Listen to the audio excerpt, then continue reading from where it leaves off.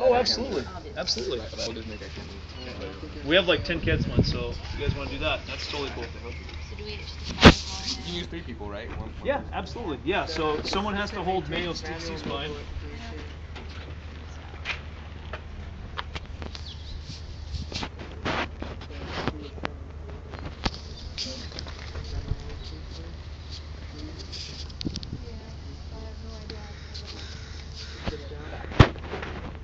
I was thinking because you can get in the side too.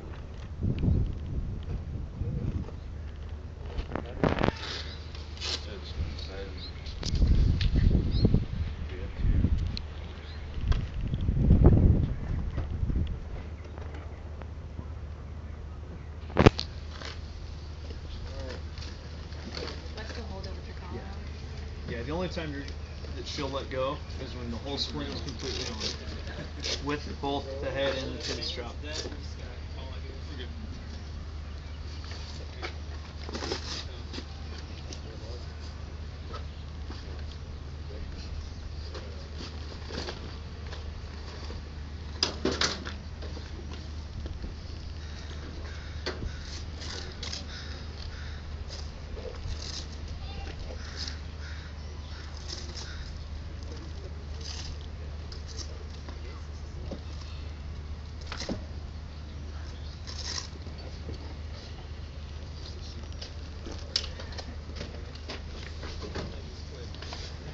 Hot, tight, compliant. Hard to get comfortable and Yeah. I like that. Let's make this quick. Good job.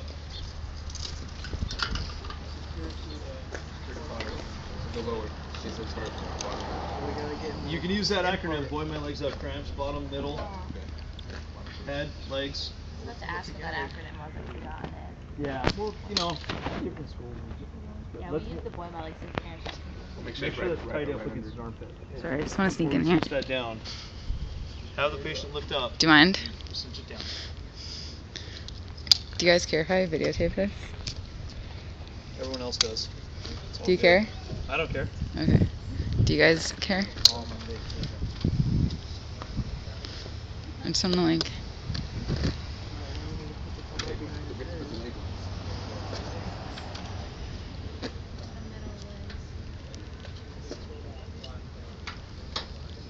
So when do we apply this strap? Right now. Right now, after the torso? Yep. That way? Underneath here.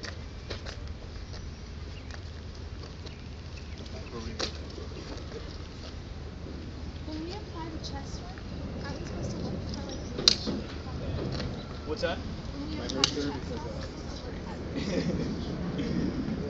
No, they have to take a breath in. Oh, Well, I'll cover that here in a sec. I just trained for it. You've been in a car accident, you have a lot worse things to worry about.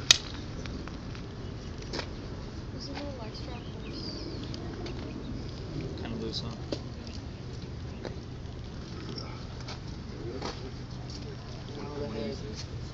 So let's do this before it gets away from us. Oh, When you're pulling on it, don't twist the guy. Just anchor it right there. But pull tight like you mean it. We're gonna lift him up. Okay. I was trying not to just go with him. You're not going to be a father sure. And it's gonna be tight. It's supposed to. And that's the whole thing. We lift it up. So We don't funny. want the whole thing to come up and don't fall out of it. So. Alright. Now, so let's put the pad behind the head. So use your little method right here. You look good, man. You've been in that KED like a lot. Yeah. Now when you do the head, okay, do what you're doing. You're right. You said start low, right? Yeah, start low, so you want to create the X, right? So I was going to come up. So do I have to let go at this point, or? Wait until it's... I'm trying to give him the Cyclops. Once that chin strap's on, Shannon, then you're good, okay? Does it go under here? It can go... Goes right all. That's fine, this is fine. Just not over his mouth. Either way, it's getting the job done, right?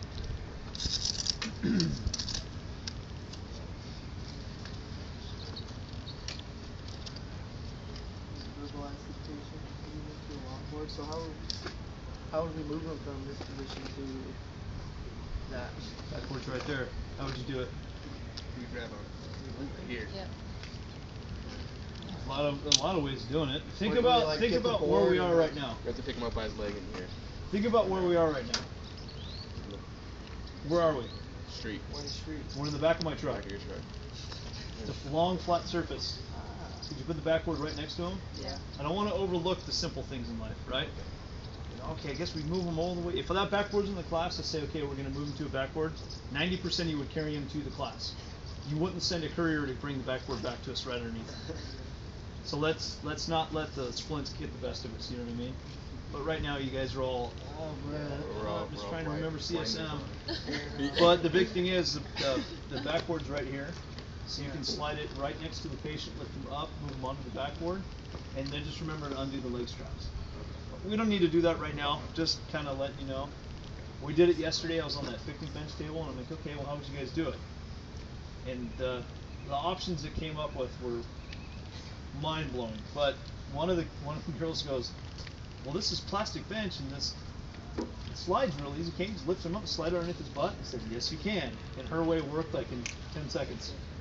So you're not lifting him up all the way. You're just lifting him enough to slide the backboard underneath the patient's bottom there, and then they can rotate, and you can lay him back. It's fine.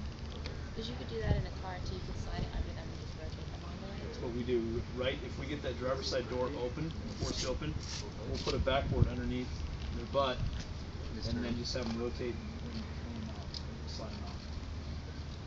Okay, and then you were saying, like, if the door can't be open, you grab them out the back. How would that work? Like, Well, if theoretically, if you can't get to either door, so you need to take the roof off.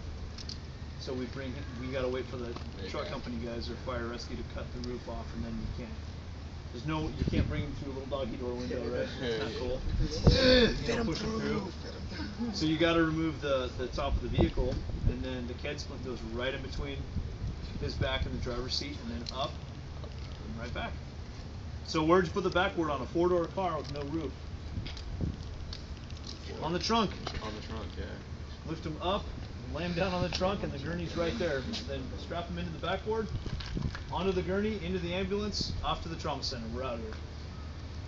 But it's hard to simulate that because we can't cut vehicles apart. I wish we could. It's up to me. We could go to a junkyard and destroy a bunch of cars. But we can't, so the best we can do is just kind of talk about it and just try and wrap your head around different ideas.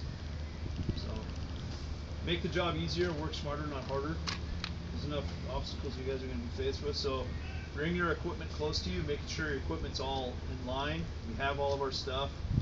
No one's stepping on the headbed or anything, so we can't find anything. Or we don't open the bag up and just start throwing everything because you're going to miss it. Especially if we're on a working call and I miss my tourniquet.